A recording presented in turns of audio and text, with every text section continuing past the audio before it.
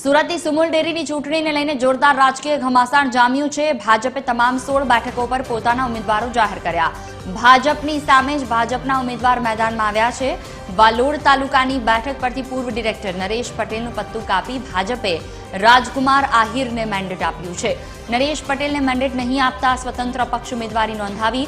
અપક્ષમાંથી નરેશ પટેલે ભાજપ તરફી ફોર્મ ભર્યું છે। નરેશ પટેલે કહ્યું કે ગઈ વખતે ભાજપ મને મેન્ડેટ આપ્યું હતું ને આ વખતે મને આપ્યું નથી। આ વખતે હું ભાજપના મેન્ડેટ વગર તેમની સામે ચૂંટણી લડીશ। બંનેના વિચારધારા અને પશુપાલકોના હિતની આ લડાઈ છે। ભાજપે આ વખતે મારી પર વિશ્વાસ મૂક્યો નથી, પણ હું વર્ષોથી ભાજપનું જ કાર્ય કરું છું। ભાજપે જેને મેન્ડેટ આપ્યું છે તેની જેટલી ઉંમર છે એટલો મારો અનુભવ છે। ભાજપે મારા પર વિશ્વાસ ન મૂક્યો એ કહેવું યોગ્ય નથી।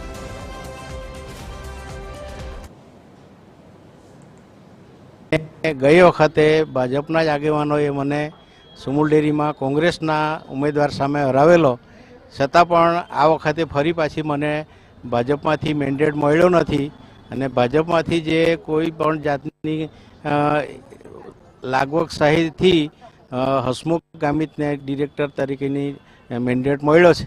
એટલે હું આ વખતે બળવો કરીને અપક્ષ તરીકે ચૂંટણી લડવાનો છે। રાજકીય ચૂંટણીઓ પણ લડ્યા છે, એ સાંસદ પણ બન્યા છે, વિવિધ સહકારી સંસ્થામાં પણ કામ કર્યું છે। એટલે પાર્ટીએ માટે ખૂબ પાર્ટીએ પ્રમુખ પણ બનાવ્યા છે। એટલે માનસિંહભાઈને કાપવાનો કે નહીં આપવાનો બાકી જે પશુપાલકોનું તે કરશો। અમારી ટીમ જે છે, મોવડી મંડળ પાર્ટી જે ટીમ બનાવી છે એ ટીમ સામૂહિક થઈને સતત પશુપાલકોના આર્થિક